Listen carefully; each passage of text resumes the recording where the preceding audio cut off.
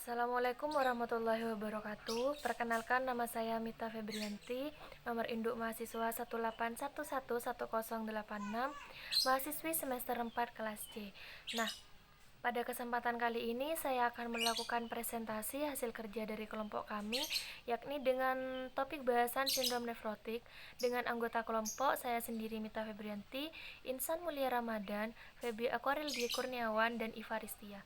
Nah, pokok bahasan saya pada hari ini yaitu sindrom nefrotik.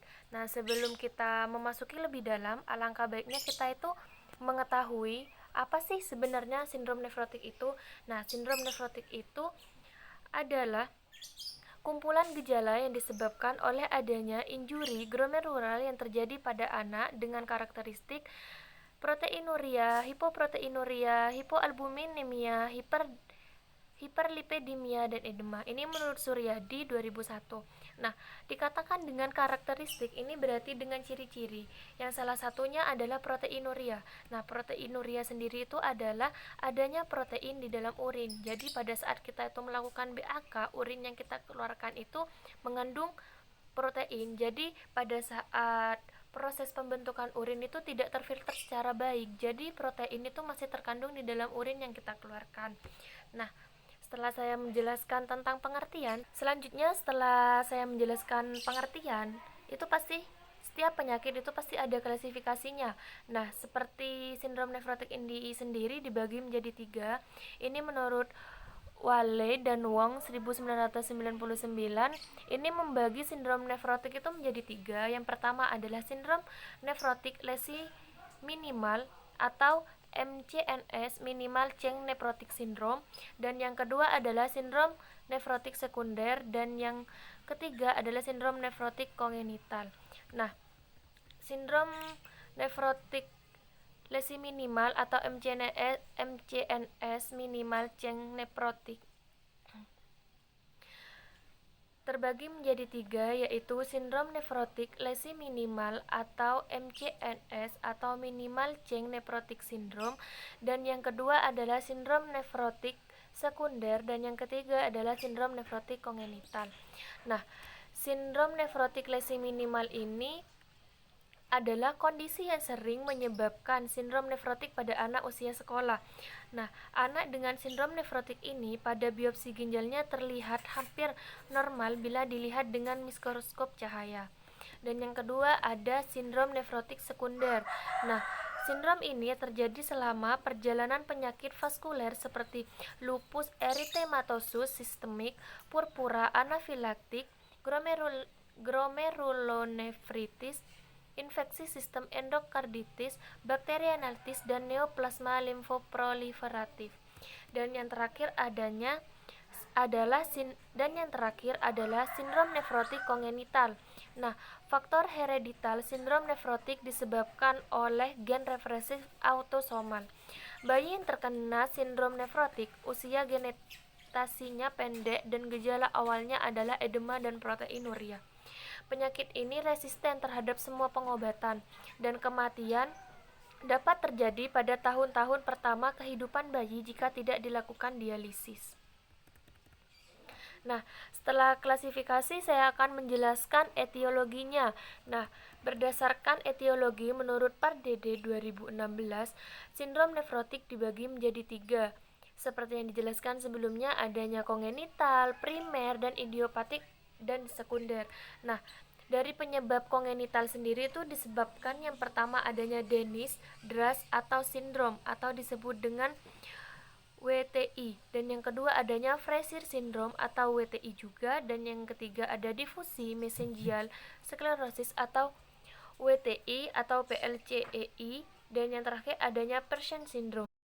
Dan etiologi dari sindrom primer atau disebut dengan sindrom idiopatik ini, yang pertama adalah sindrom nefrotik kelainan minimal, yang kedua adalah glomerulosklerosis vokal segmental, yang ketiga adalah mesengial proliferatif diffuse, dan yang keempat adalah nefropati membranosa. Dan sindrom nefrotik yang ketiga adalah sindrom sekunder. Nah, Etiologi pada sindrom ini yang pertama ada lupus eritomatosus sistemik atau LES atau bisa disebut dengan LES, dan yang kedua adanya keganasan seperti limfoma atau leukemia. Jadi ini lebih mengarah ke kanker dan tumor. Dan yang ketiga ada vaskulitis, sindrom Chang-Strauss, polyarthritis nodosa, polyangiitis mikroskopik. Dan yang keempat imun kompleks mediated seperti post-streptokokal glomerulonefritis. Nah, barusan telah saya jelaskan tentang etiologinya. Selanjutnya saya akan menjelaskan tentang tanda dan gejala. Nah, tanda dan gejala yang pertama itu adanya odem. Odem umum atau disebut dengan anakarsa, terutama jelas pada muka dan jaringan periobrital. Dan yang kedua itu adanya proteinuria dan albuminemia. Nah, jelas ya seperti yang saya jelaskan sebelumnya. Dan yang ketiga itu ada hipoproteinemi dan albuminemia. Dan yang keempat hiperlipidemia, khususnya hiperkolesterolemi dan lipid urea. Adanya mual, anoreksia, diare, anemia, dan adanya edema paru. Baik, selanjutnya saya akan menjelaskan tentang patofisiologinya teman-teman. Nah, patofisiologi sindrom nefrotik sebenarnya saya sudah cantumkan juga ini pathway-nya agar saya lebih bisa mudah menjelaskan, akan tetapi sepertinya tidak jelas. Baik, saya akan jelaskan ya. Nah, patofisiologi sindrom nefrotik ini yang pertama terjadi peningkatan permeabilitas dinding kapiler glomerular yang akan berakibat pada hilangnya protein plasma, dan kemudian akan terjadi proteinuria. Jadi secara singkatnya seperti itu. Nah, lanjutan dari proteinuria menyebabkan hipoalbuminemia. Dengan menurunnya albumin, tekanan osmotik plasma menurun sehingga cairan intravaskuler berpindah ke dalam interstisial. Dan perpindahan cairan tersebut menjadikan volume cairan intravaskuler berkurang sehingga menunjukkan jumlah aliran darah ke renal karena hipovolemi. Dan selanjutnya menurunnya aliran darah ke renal tersebut, ginjal akan melakukan kompensasi dengan merangsang produksi renin dan angiotensin dan meningkatkan sekresi antidiuretik hormon atau yang sering disebut dengan ADH ya, dan sekresi aldosteron yang kemudian terjadi retensi kalium dan air. Dengan retensi natrium dan air akan menyebabkan edema. Jadi edema terjadi karena adanya retensi kalium dan air. Dan selanjutnya terjadi peningkatan kolesterol dan trigliserida serum akibat dari peningkatan stimulasi produksi lipoprotein karena penurunan plasma albumin dan penurunan onkotik plasma. Jadi seperti itu. Dan selanjutnya itu adanya hiperlipidemia juga akibat dari meningkatnya produksi lipoprotein dalam hati yang timbul oleh karena kompensasi hilangnya protein dan lemak akan banyak dalam urin atau sering disebut dengan lipiduria. Dan menurunnya respon imun karena sel imun tertekan, kemungkinan disebabkan oleh karena hipoalbuminemia, hiperlipidemia, dan defisiensi zinc. Jadi karena adanya hal tersebut itu mengakibatkan respon imun juga menurun, responnya itu lebih lambat dari biasanya, dan terjadi retensi cairan dan edema yang menambah berat badan, edema periobidital, edema dependen dan pembengkakan genitalia eksterna, dan edema fasial, ansietas, dan distensi abdomen. Jadi itu juga yang bisa mengakibatkan pembengkakan pada daerah fasial atau pada daerah wajah, dan juga itu mengakibatkan anoreksia, penambahan berat badan, kulit pucat, melese, dan juga keletihan. Nah, selanjutnya saya akan menjelaskan tentang pemeriksaan penunjang teman-teman. Nah, pemeriksaan penunjang pada sindrom nefrotik ini yang bisa dilakukan yang pertama adalah analisa urin, yaitu untuk mengetahui meningkatnya protein dalam urin. Nah, seperti yang dijelaskan sebelumnya ya, bahwa pada penderita sindrom nefrotik ini terjadi proteinuria. Dan selanjutnya pemeriksaan penunjangnya adanya menurunnya serum protein. Nah, ini dilihat juga serum proteinnya itu menurun atau tidak. Terus yang pasti dilakukan adalah biopsi ginjal. Nah, ini pasti dilakukan pada penderita sindrom nefrotik ini. Nah, baik teman-teman, selanjutnya saya akan lanjutkan pada penata laksanaan sindrom nefrotik. Nah, penata laksanaan yang pertama yang bisa dilakukan adalah diet tinggi protein, diet rendah natrium jika edema berat. Yang kedua, pembatasan sodium jika ada hipertensi atau jika anak mengalami hipertensi. Terus yang ketiga, antibiotik untuk mencegah infeksi. Nah, kenapa antibiotik? Karena sindrom nefrotik ini juga memicu terjadinya infeksi. Yang keempat, terapi diuretik sesuai dengan program. Nah, program yang dianjurkan. Dan yang kelima, terapi albumin jika intake anak dan output urin kurang. Jadi jika tidak seimbang antara intake dan output bisa diterapi albumin. Terus yang keenam itu terapi prednison dengan dosis 2 mg per kilogram per hari sesuai dengan program. Nah, terapi ini bisa dikonsulkan terlebih dahulu kepada dokter ya. Baik, terima kasih teman-teman masih tetap memperhatikan ya sampai di sini. Selanjutnya saya akan menjelaskan dari asuhan keperawatan pada sindrom nefrotik. Yang pertama saya akan jelaskan dari tahap pengkajian. Nah, ini menurut Astuti 2014, Munandar 2014. Nah, yang harus dikaji pada penderita sindrom nefrotik itu yang pertama adalah harus adanya identitas. Kenapa? Ini untuk mencegah adanya atau terjadinya kesalahan-kesalahan fatal yang akan terjadi. Nah, entah itu usia, jenis kelamin, agama, suku bangsa, status, pendidikan, dan pekerjaan. Nah, selanjutnya itu ada identitas penanggung jawab. Nah, identitas penanggung jawab ini bisa keluarga, bisa orang tua, bisa juga suami, istri, atau yang lainnya. Terus selanjutnya riwayat kesehatan. Nah, keluhan utama. Nah, keluhan utama pada saat pasien ini datang ke pelayanan kesehatan itu apa? Terus riwayat kesehatannya sekarang itu bagaimana? Itu juga harus dikaji, harus ditanyakan. Dan riwayat kesehatan terdahulu. Nah, apakah pasien ini terdahulu pernah mengalami tanda dan gejala seperti ini? Apakah pernah mengalami keadaan seperti ini? Jadi itu juga harus ditanyakan. Terus yang perlu dikaji oleh perawat adalah apakah klien pernah mengalami penyakit edema. Nah, ini juga harus ditanyakan. Dan yang kedua, apakah adanya riwayat dengan penyakit diabetes mellitus dan penyakit hipertensi pada masa sebelumnya. Jadi, pada riwayat penyakit pasien ini atau klien ini ditanyakan apakah pasien ini pernah mengalami DM, apakah pernah mengalami hipertensi. Jadi ini penting sekali untuk data-data pasien. Terus yang terakhir, penting juga dikaji tentang riwayat pemakaian obat-obatan masa lalu, adanya riwayat alergi terhadap jenis obat.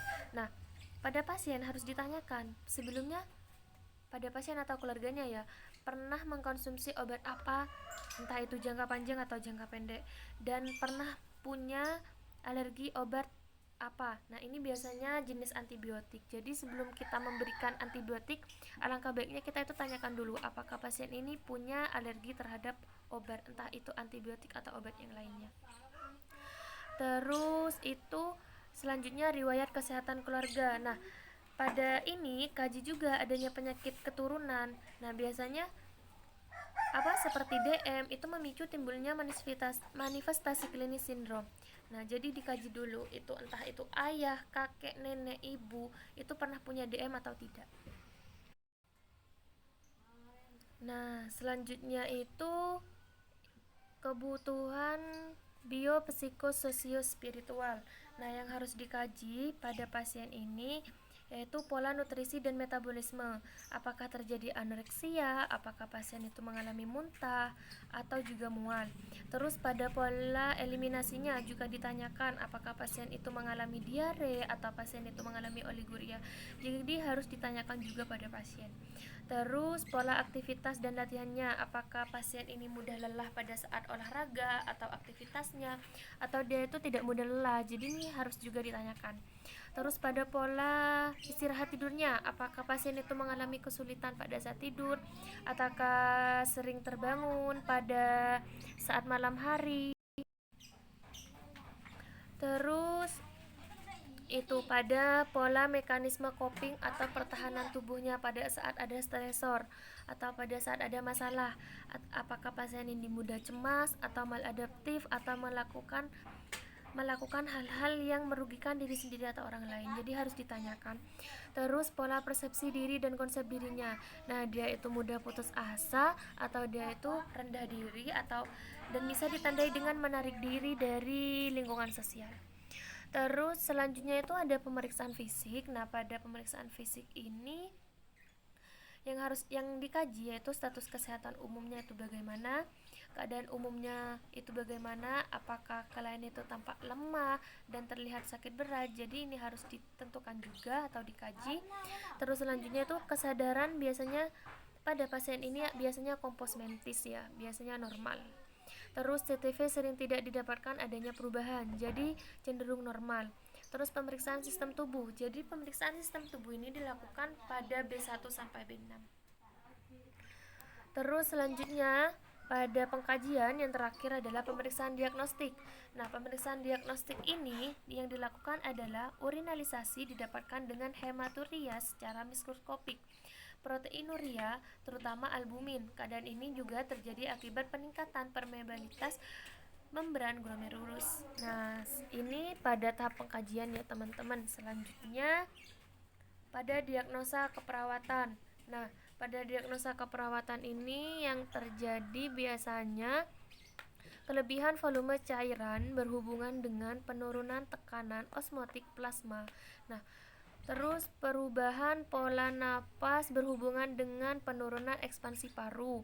Terus yang ketiga itu perubahan nutrisi kurang dari kebutuhan tubuh yang berhubungan dengan anoreksia.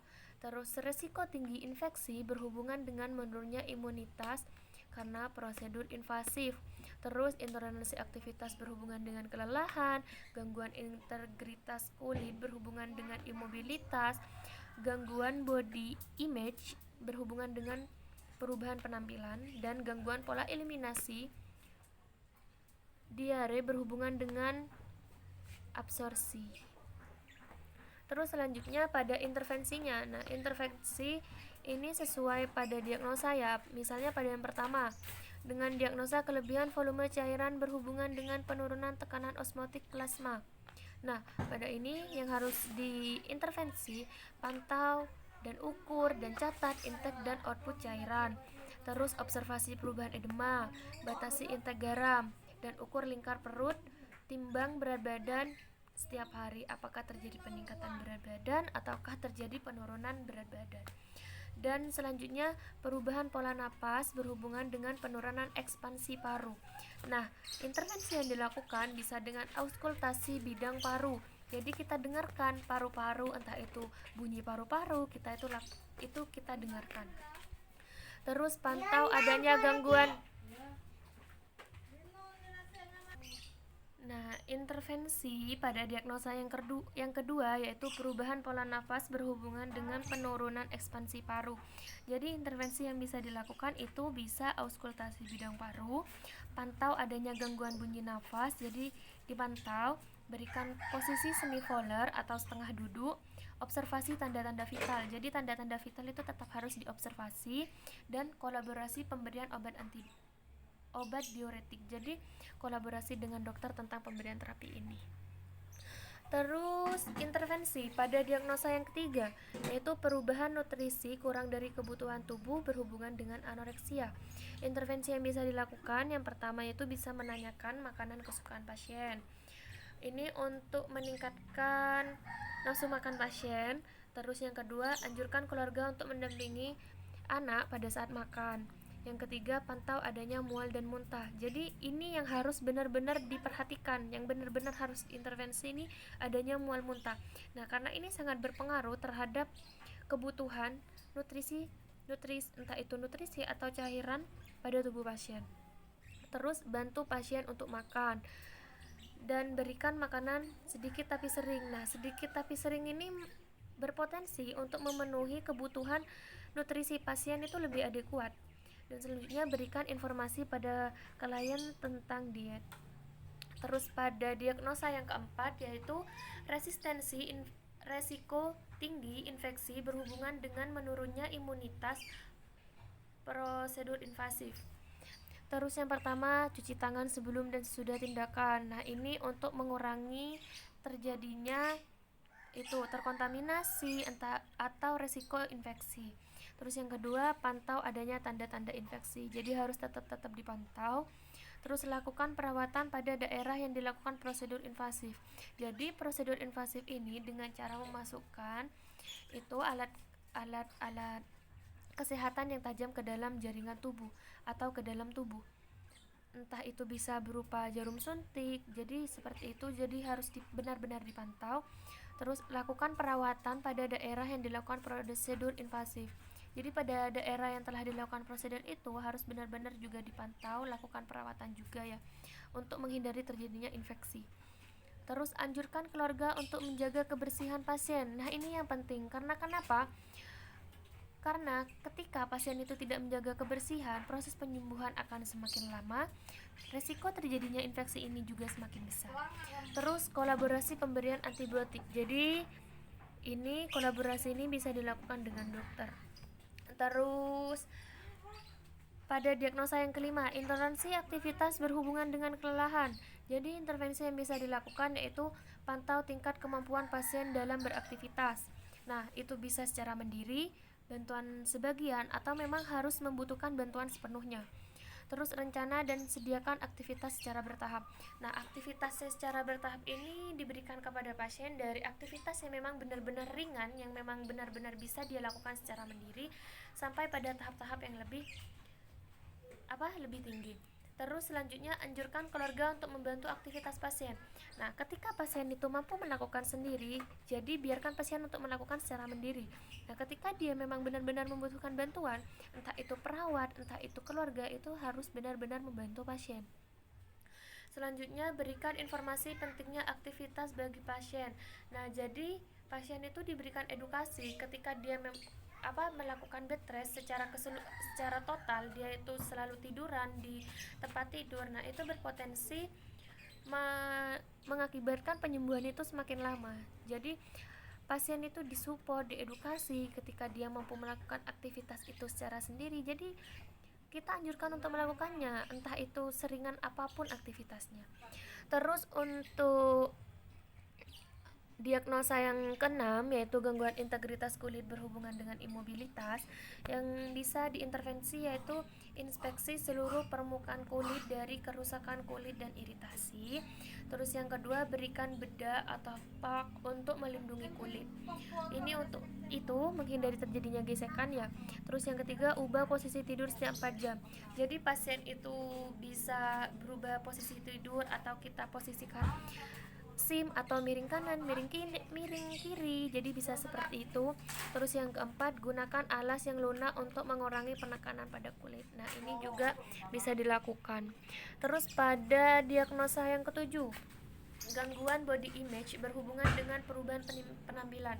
Nah, memang kita ketahui ya, sebelumnya pada pasien sakit itu biasanya tidak memperhatikan penampilan. Nah, ini memang benar-benar terjadi.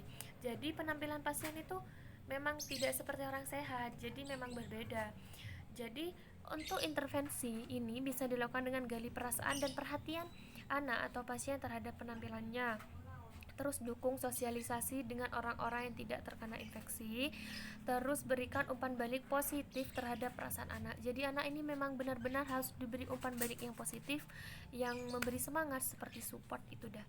Terus yang kedelapan, diagnosa yang kedelapan yaitu gangguan pola eliminasi diare berhubungan dengan absorpsi. Terus ini intervensi yang bisa dilakukan, yang pertama adalah observasi frekuensi, karakteristik, dan warna feses. Jadi kita harus mengetahui juga warna fesesnya itu seperti apa, karakteristiknya itu seperti apa, dan frekuensinya itu seperti apa, berapa kali diare dalam sehari, warnanya itu seperti apa, bentuknya itu seperti apa, padat, cair, berampas atau bagaimana. Terus identifikasi makanan yang menyebabkan diare pada pasien. Jadi anjurkan pasien itu untuk menghindari makanan yang bisa menyebabkan diare lebih parah, dan berikan makanan yang mudah diserap dan tinggi serat. Nah, selanjutnya itu untuk intervensinya, yang selanjutnya itu implementasi. Nah, sebenarnya implementasi ini hanya melaksanakan apa yang diintervensikan. Jadi implementasi dilakukan sesuai dengan intervensi keperawatan yang telah direncanakan sebelumnya, yang telah saya jelaskan sebelumnya ya. Terus pada evaluasi, jadi pada saat evaluasi itu kita evaluasi apakah intervensi itu sudah tercapai sepenuhnya, yang dilaksanakan di implementasi itu emang sudah sesuai, telah mencapai apa kriteria hasil atau tidak. Jadi seperti itu. Jadi evaluasinya itu bisa berupa tujuan tercapai seluruhnya, atau tujuan tercapai sebagian, atau tujuan tidak tercapai.